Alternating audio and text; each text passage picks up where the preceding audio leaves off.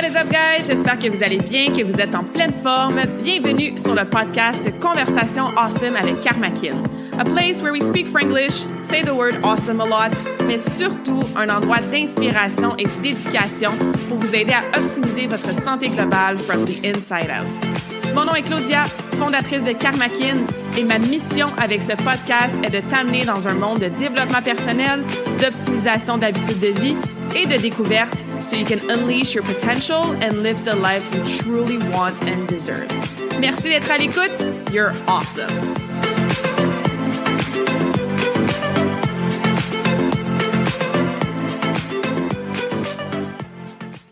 Hello! Bienvenue sur cette nouvelle conversation awesome!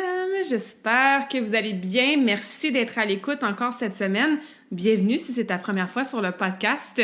Aujourd'hui, épisode solo sur un sujet très précis que j'en reviens pas, que j'ai pas encore parlé sur le podcast et que j'ai pas encore fait de Facebook Live là-dessus. Je t'explique un peu comment l'idée du sujet d'aujourd'hui est venue.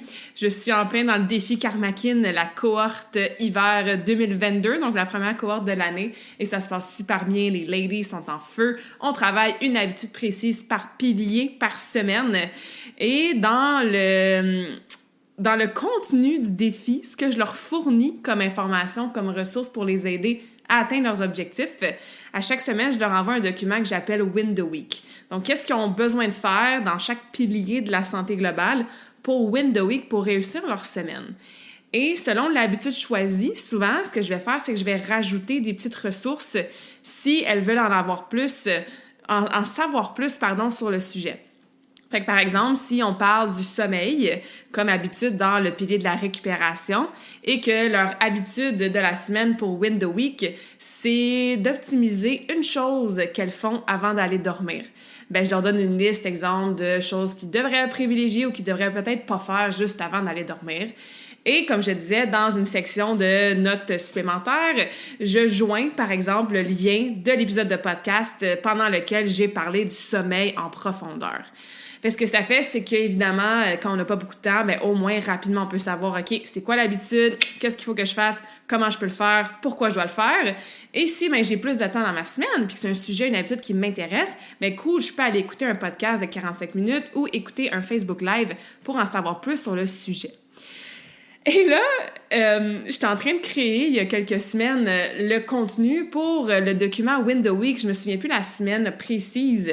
Et pour notre contenu de coaching calls, parce qu'on fait aussi des appels de coaching en groupe sur le sujet du mindset. Puis plein de trucs, plein de stratégies pour plus jamais recommencer à zéro, en finir avec la mentalité du tout ou rien. Puis tu sais, quand tout prend le bord, là, parce que life happens.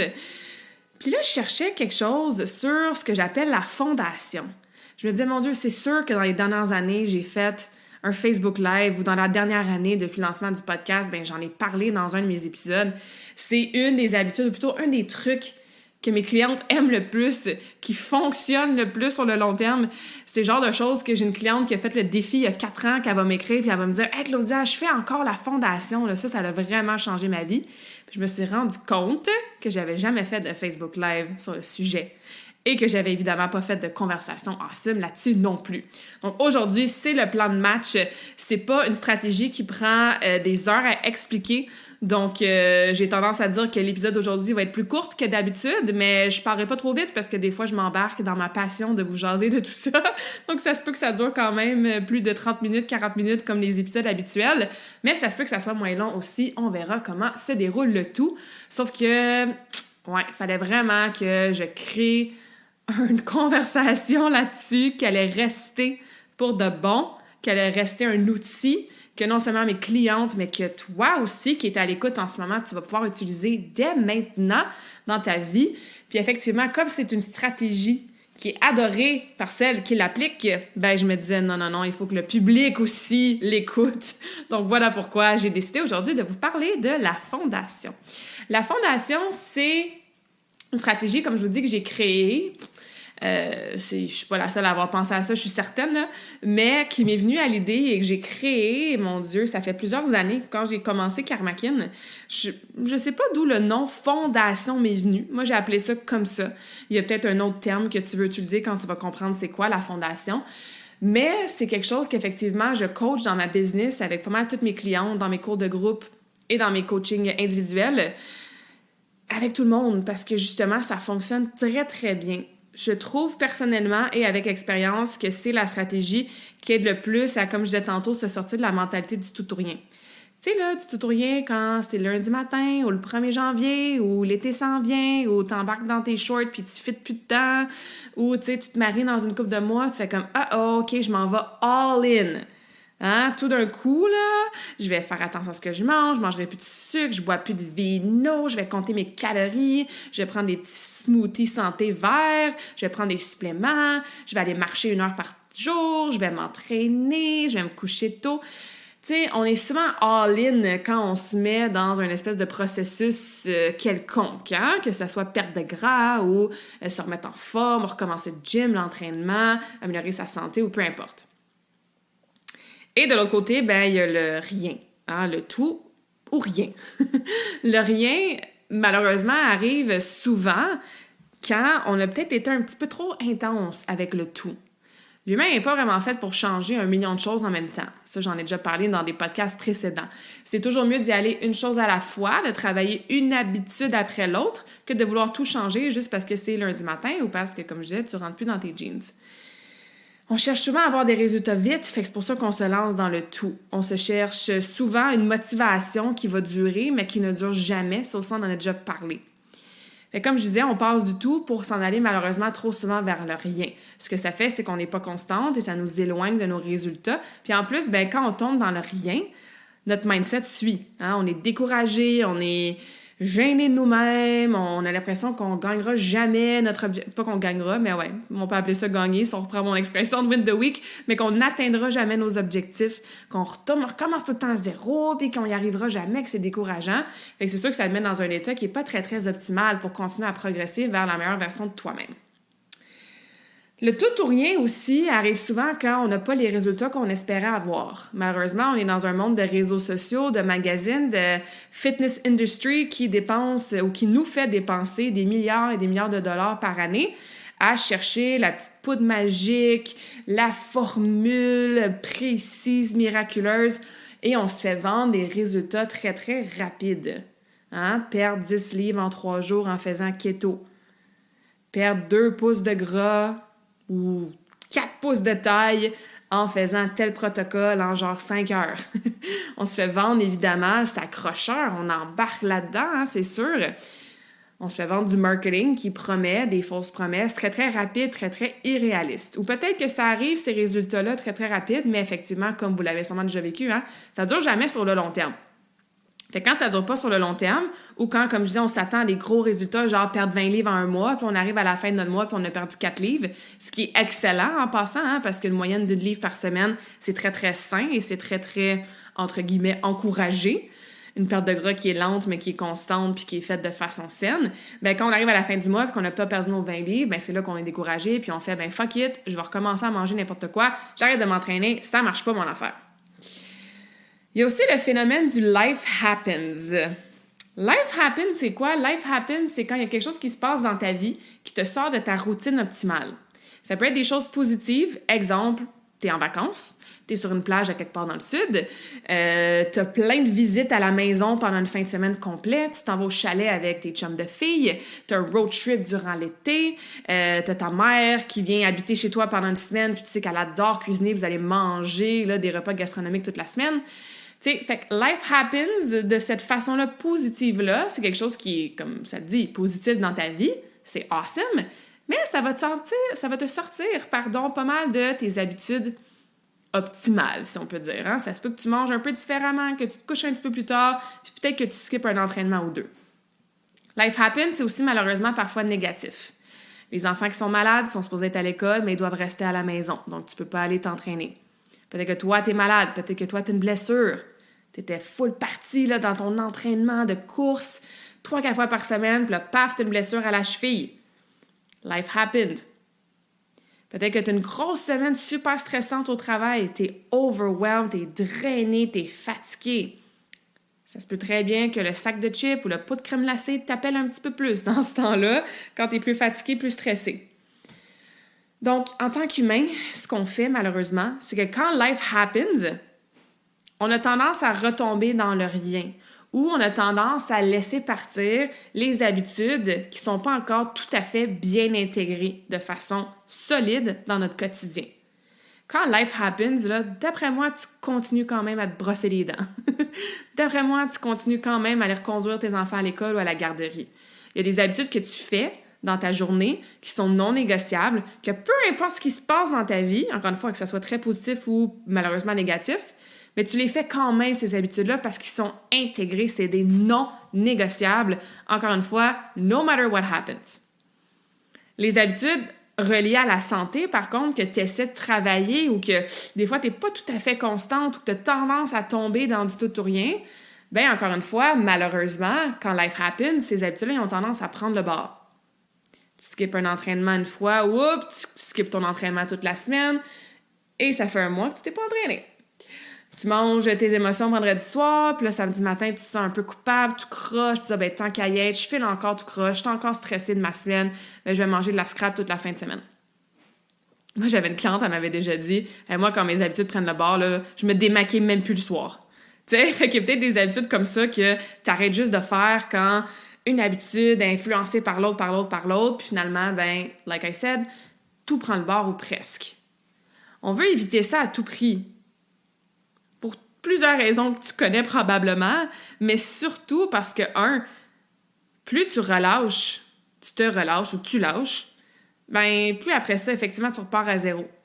Repartir à zéro à chaque fois, là, oui, tu as peut-être appris des leçons en cours de route, tu as peut-être pris en note des choses qui ont moins bien fonctionné, qui ont fait en sorte que tu as dû recommencer à zéro, mais ceci étant dit, tout le temps recommencer à zéro avec la même habitude, ça devient long, ça devient décourageant, ça devient pas très, très optimal pour ton mindset.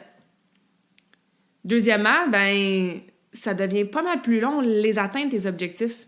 Parce que c'est à chaque fois que tu fais 10 pas par en avant, tu recules de 3-4 pas, tu risques peut-être, oui, des atteindre tes objectifs puis de la développer, cette habitude-là que tu veux développer finalement dans ta vie. Mais ça risque de prendre bien du temps. C'est à chaque fois qu'il y a quelque chose qui arrive dans ta vie, que tu sors de ta routine, ben tu lâches puis tu recommences à zéro. Tu sais, je prends un exemple qui est vraiment difficile, là, probablement une des habitudes les plus difficiles à casser dans nos sociétés actuelles, le fameux téléphone. Tu sais, je pense que je suis pas la seule qui aimerait ça, passer moins de temps sur son téléphone, qui aimerait ça le soir, tu sais, mettons que j'écoute Supernatural, qui est le seul TV show que j'aime, de pas de temps en temps, je vais quand même checker Instagram ou un courriel, tu sais, si jamais. Non, tu sais, je veux profiter de mon émission au complet. D'avoir des moments dans ma journée que je ne le check pas pendant longtemps. Puis oui, il y a des choses qui sont améliorées. Par exemple, je ne check jamais mon téléphone quand je m'entraîne ou, tu sais, j'amène pas mon téléphone dans ma chambre. Mais je pense que notre addiction à notre téléphone, c'est probablement une des habitudes qu'on veut tous probablement, encore une fois, changer ou du moins réduire. Mais c'est difficile. Fait que peut-être que tu es bonne pendant 5 jours, puis tu dis « OK, yes, 30 minutes avant d'aller me coucher. » Parfait, plus d'écran, plus de cellulaire, je lis un livre, je fais un petit peu de méditation, je prépare les lunchs pour le lendemain. Puis là, whoop, qu'est-ce qui arrive la fin de semaine? Ou whoop, qu'est-ce qui arrive quand un soir, tu es en train de texter ton ami ou que tu tombes dans le rabbit hole de regarder les vidéos TikTok? Ben là, whoop, c'est rendu 10h30, tu te couches à 10h30, puis whoop, t'as perdu ton habitude de te garder 30 minutes sans technologie, sans écran le soir. Et vous comprenez, des habitudes qu'on n'a pas encore vraiment master, là, qu'on n'est pas devenus des expertes. Ben ouais, c'est eux qui sont un petit peu plus difficiles à rester présentes dans notre quotidien, même quand life happens. Ce qui m'amène à la fondation. La fondation, c'est quoi? La fondation, c'est à quelque part entre ton optimal et zéro, et le rien que je viens de vous expliquer. Donc, j'aime bien la fonder sur une semaine. Tu pourrais y aller quotidiennement. Pour les besoins de la cause, aujourd'hui, on va parler de dans ta semaine, mais tu peux certainement inclure des habitudes que tu fais à tous les jours. Puis, je vais te donner des exemples. Fait que pense là, à tes habitudes de santé, puis on peut les diviser en 4 piliers. Là. Pense à des habitudes que tu fais en ce moment avec ton entraînement, des habitudes avec ta nutrition, avec ton mindset et ta récupération. Et après vous avoir expliqué la fondation, je vais vous donner des exemples concrets. Je ris en même temps que je dis ça parce que des fois, je me réécoute et je me rends compte que je parle vite, tu sais, quand je deviens comme passionnée, là. Fait que quand ça m'arrive de temps en temps de m'enfarger sur mes mots, ben c'est un rappel de l'univers de parler un peu moins vite. Alors, je disais, Pensez à certaines habitudes que vous faites en ce moment et quand tu regardes ta semaine ou ta journée optimale, ben ça ressemble à quoi? Et ça ressemble à quoi de façon précise et détaillée? Fait que quand tu as fini ta semaine, là, le samedi soir ou le dimanche, tu regardes les 7 derniers jours, puis tu es comme « Yes, je suis satisfaite, j'ai atteint mes objectifs, j'ai fait mon optimal dans ce pilier-là. » Ben, écris ça sur une feuille, ça ressemble à quoi concrètement? Fait que par exemple, peut-être que ton optimal en entraînement, c'est de t'entraîner 3 fois 30 minutes de musculation à la maison et de marcher minimum 5000 pas par jour. Peut-être que toi, ton optimal en entraînement, c'est de marcher 10 minutes par matin et de faire 20 minutes de yoga 3 fois par semaine. Peut-être que ton optimal, c'est de faire ton cours de Zumba en ligne 1 fois par semaine et de rejoindre ton club de marche les samedis pour marcher un 5 km en groupe. Fait qu'encore une fois, prends le temps d'écrire ou de réfléchir en ce moment. Ton pilier entraînement, c'est quoi ton optimal? Tu es fier de toi, tu as fait ce que tu avais à faire pour te rapprocher de tes objectifs, te garder en forme, te sentir bien dans ta peau. Nutrition, même chose. Quand tu finis ta semaine, nutrition, c'est un pilier qui est un peu plus facile à faire de façon quotidienne. Donc, ton optimal, c'est quoi? Est-ce que tu as bu tes 2 litres d'eau par jour? Pour toi, ça, c'est important, c'est un minimum. C'est ton optimal, tu es contente quand tu as fait ça. Est-ce que ton optimal, c'est que tu as mangé du restaurant seulement 1 fois dans ta semaine? Tout le reste, c'était des mets cuisinés. Est-ce que ton optimal, c'est de manger 3 fois par jour? Parce que tu as tendance à skipper des repas ou au contraire à grignoter toute la journée? Est-ce que dans ton optimal nutrition, tu as un nombre spécifique de légumes et de fruits que tu veux manger durant ta semaine ou durant ta journée? Est-ce qu'il y a quelque chose par rapport au sucre, au dessert, aux chips, à la crème glacée, aux biscuits que tu veux te mettre un optimal? Par exemple, tu en as mangé juste 1 fois ou maximum 10% de tes aliments, c'est des aliments comme ça différents. Est-ce qu'il y a un montant de protéines que tu cherches à viser à tous les jours parce que tu as tendance à ne pas manger assez de protéines? Puis toi, quand tu finis ta journée et tu as mangé tes 80 grammes de protéines, ben yes, c'est dans ton optimal. Est-ce qu'il y a des suppléments que tu prends? Puis des fois, tu oublies, mais quand tu les oublies pas, tu finis ta semaine, ta journée, tu es comme yes, optimalement, bien réussi, mes suppléments. Fait qu'encore une fois, prends le temps de faire la liste de toutes tes habitudes que tu fais en lien avec le pilier nutrition.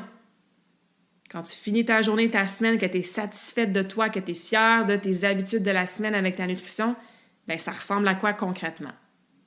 On continue maintenant avec le 3e pilier du mindset. Ça aussi, ça peut être très, très large. Est-ce que toi, un optimal, c'est de lire 10 pages par jour d'un livre en lien avec le développement personnel? Est-ce que c'est de faire 3 séances de 20 minutes de méditation par semaine? Est-ce que c'est de dire tes affirmations à voix haute devant le miroir à tous les matins? Est-ce que c'est d'écouter minimum un podcast, genre Conversation ensemble avec Karma Kin, chaque jeudi quand il y a un nouvel épisode qui sort le matin? Donc, qu'est-ce que tu fais comme habitude en lien avec ton mindset? Est-ce que c'est de terminer ta journée puis écrire dans ton journal 3 choses pour lesquelles tu es reconnaissante? Est-ce que c'est de lire et d'écrire ton why, ta raison profonde de pourquoi tu as tel et tel objectif, de faire au moins 1 fois par semaine?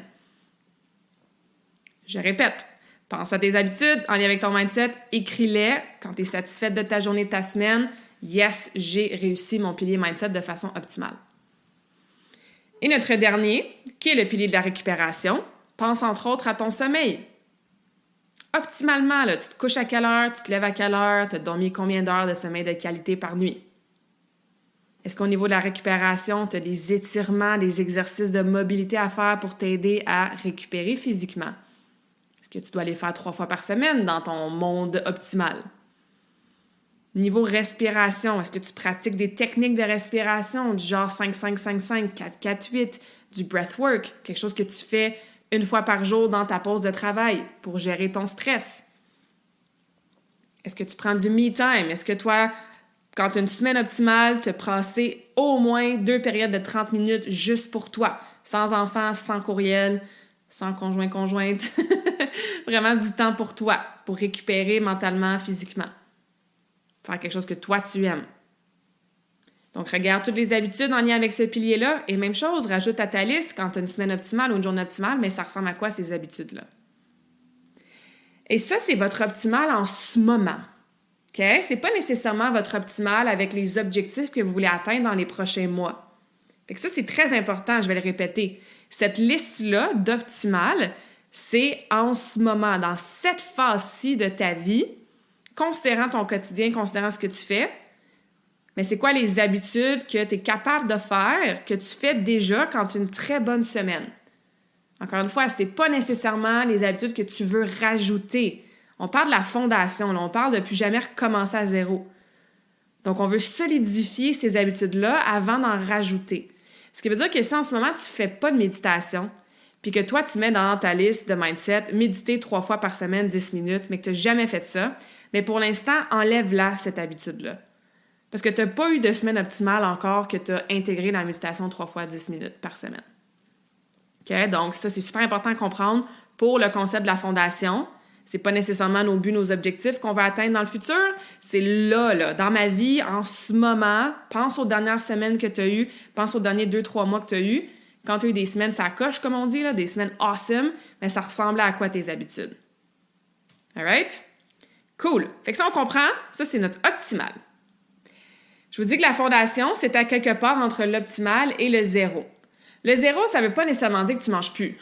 On s'entend, là? Ça ne veut pas dire que tu ne dors plus non plus. Mais pense à des moments dans ta vie que tu as lâché certaines habitudes ou qu'il y a certaines habitudes qui se sont détériorées pas mal.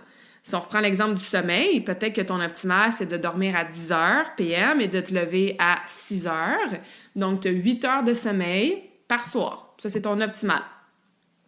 Zéro, encore une fois, ça ne veut pas dire que tu ne dors pas de la semaine. Mais peut-être que toi, zéro, habituellement, quand tu es super stressé au travail ou quand, je sais pas moi, tu es en vacances, ben là, tu te couches à genre 1 ou 2 heures du matin, tu dors mal, tu n'as pas vraiment un sommeil de qualité, puis ça devient l'équivalent de ce qu'on appellerait le rien ou le zéro. Même chose pour la nutrition. Peut-être que dans ton optimal, tu manges du resto ou des aliments différents, que j'espère que tu n'appelles plus cheat meal ou triche. Non, on appelle ça des aliments différents. Ben peut-être que dans ton optimal, tu manges du resto ou des aliments différents seulement 1 fois par semaine. Par contre, quand tu as une grosse émotion ou que, ladies, quand vous avez vos menstruations ou quand vous avez beaucoup de stress ou quoi que ce soit, encore une fois, tu ne tombes pas à zéro dans le sens que tu ne manges pas juste des brownies 7 jours sur 7 ou tu ne manges pas rien pendant 7 jours. Mais peut-être que l'équivalent, toi, de ton zéro ou ton rien, quelque chose qui est vraiment pas optimal, puis que parfois tu as tendance à faire quand life happens, c'est que tu manges minimum 1 fois de la junk par jour. T'sais, peut-être que tu commandes 7 fois durant ta semaine ou tu vas manger du chocolat et des chips les 7 soirs, alors que optimalement, tu le fais juste 1 fois par semaine. Donc, je pense qu'on comprend quand on parle du zéro. La fondation, ça ne veut pas nécessairement dire que c'est la moitié entre ton optimal et zéro. Ce qui veut dire que c'est à quelque part de réaliste et de non négociable que tu vas faire no matter what, même si life happens. Et ça, c'est très, très, très important. Puis c'est là qu'il faut que tu sois très, très franche et très honnête avec toi-même. Le but de faire la fondation, là, c'est pas de faire plaisir au coach, c'est pas d'avoir une meilleure fondation que son ami ou que sa collègue. Okay? C'est d'être honnête avec toi puis de mettre sur papier le minimum non négociable que tu es capable de continuer à faire, qui n'est pas l'optimal, parce que life happens. Puis quand life happens, c'est bien, bien difficile d'être optimal. Mais c'est pas zéro ou rien non plus. Par exemple, pilier entraînement optimal, 4 entraînements de 30 minutes de musculation par semaine. Zéro serait zéro. Si tu es malade ou tu es en vacances, habituellement, ben tout prend le bord. Bon, c'est sûr qu'on est malade, des fois, on a des circonstances qui font en sorte qu'on ne peut pas s'entraîner du tout, mais on peut quand même faire habituellement un minimum de mouvement ou au moins, tu sais, prioriser les autres piliers. Même chose pour une blessure, par exemple. Mais mettons que là, ton life happens, ça ne t'empêche pas de t'entraîner, sauf que toi, quand life happens, tu as tendance à skipper tous tes entraînements. Ça ne veut pas dire dans cet exemple-là que la fondation, c'est 2 workouts de musculation de 30 minutes. Encore une fois, ça ne veut pas dire que c'est la moitié spécifique. Peut-être que toi, ta fondation, c'est un workout de musculation de 30 minutes et une marche de 30 minutes. Ou peut-être que tu le sais, quand tu es au chalet, quand tu es en vacances, quand les enfants sont à la maison malades, quand life happens, ben tu y vas pas au gym, tu le fais pas ton entraînement muscu. Fait que ta fondation devient, OK, il y a 0 musculation, mais au lieu de tomber à 0 mouvement dans ma semaine, je vais quand même faire, je sais pas moi, 3 fois 20 minutes de marche. Donc non, je suis pas à mon optimal de 4 muscu, mais je suis pas à 0 non plus. J'ai quand même bougé durant ma semaine, j'ai fait 3 minutes de marche. Parce que ça, c'est non négociable. Peu importe je suis où dans le monde, que je sois en road trip, en vacances, si mes enfants sont malades à la maison, si j'ai une grosse semaine stressante au travail et j'ai pas l'énergie de faire ma muscu, ben je sais que je peux stick to 3 blocs de 20 minutes de marche. Donc, tu vas reprendre toutes les habitudes que tu as écrites dans les 4 piliers et tu vas écrire en dessous à côté, c'est quoi ta fondation? Et je répète, tu te connais, right? Donc, tu le sais, va pas mettre que tu es capable de continuer à manger 10 portions de fruits et légumes par jour quand tu es en camping. Je dis un exemple aléatoire. Mais encore une fois, sois très honnête avec toi. Peut-être que dans ton optimal, tu écris ton journal de gratitude 10 minutes par soir, sauf que quand life happens, puis tu es overwhelmed par le travail, puis écoute, tu tombes endormi à genre 6 heures, mais peut-être que tu ne prendras pas le temps de rajouter un petit 10 minutes à ta routine du soir.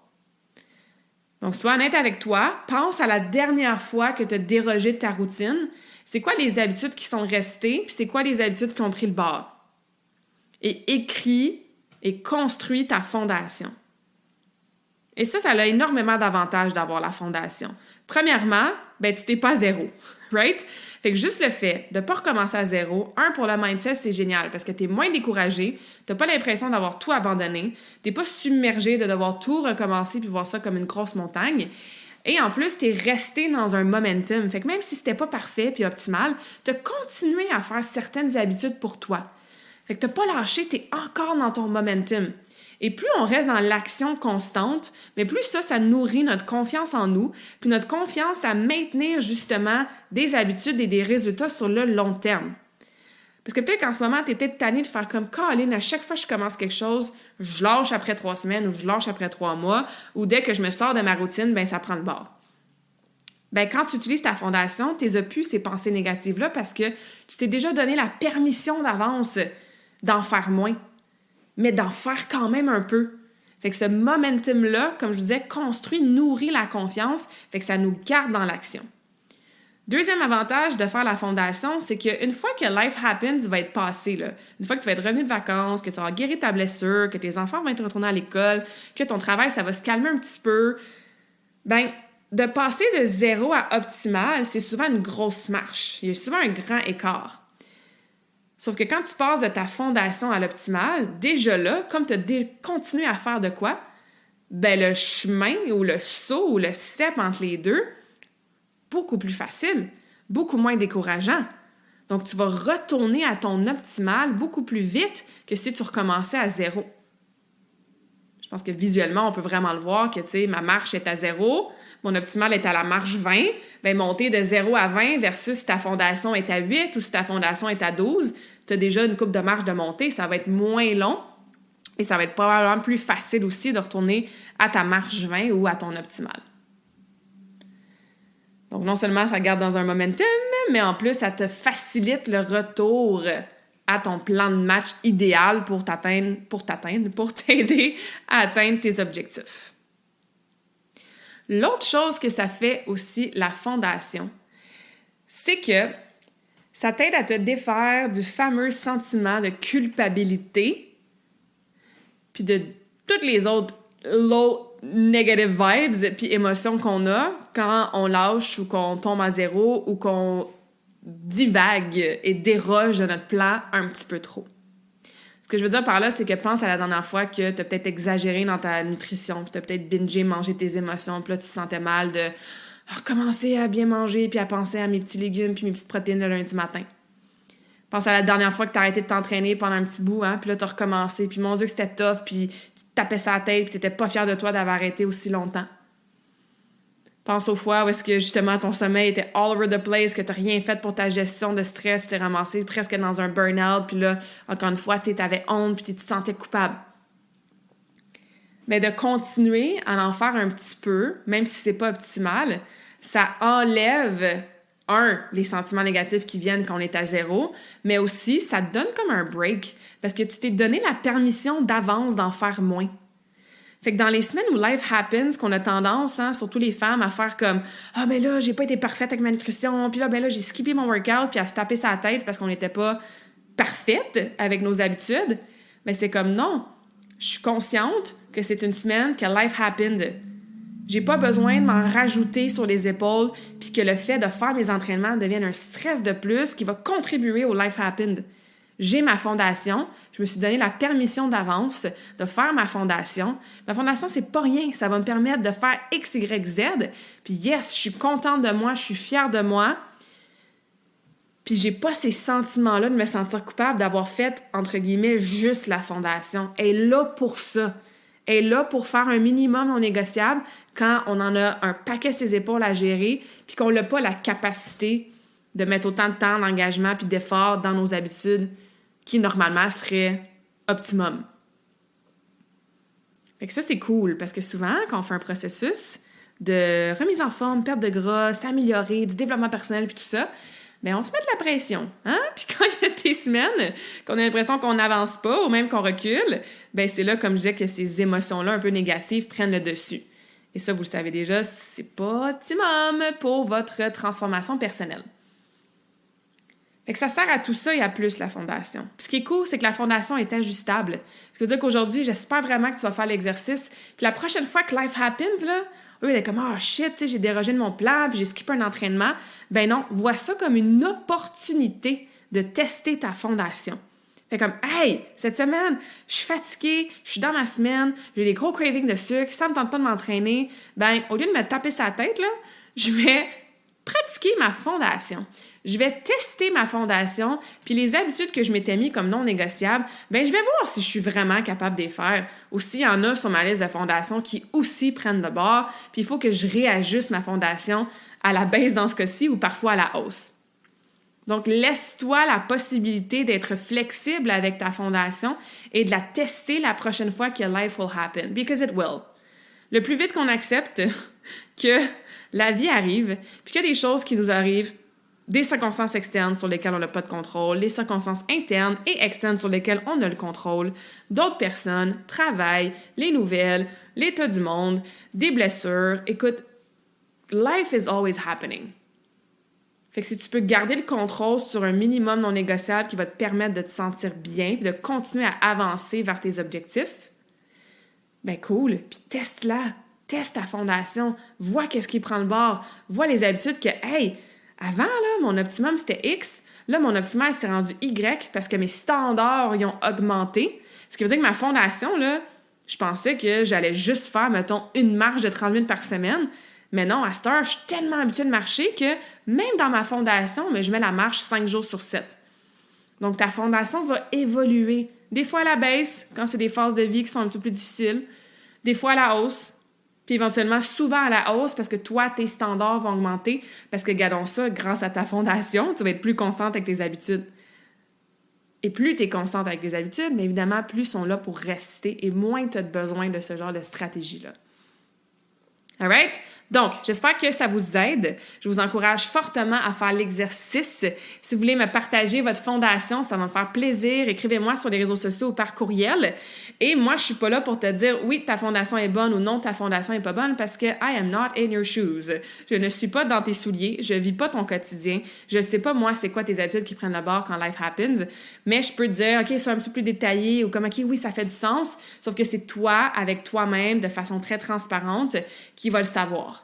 Et encore une fois, ne construis pas une fondation plus vers l'optimal parce que c'est dans tes objectifs, parce que c'est ce que tu aimerais atteindre dans les 6 prochains mois.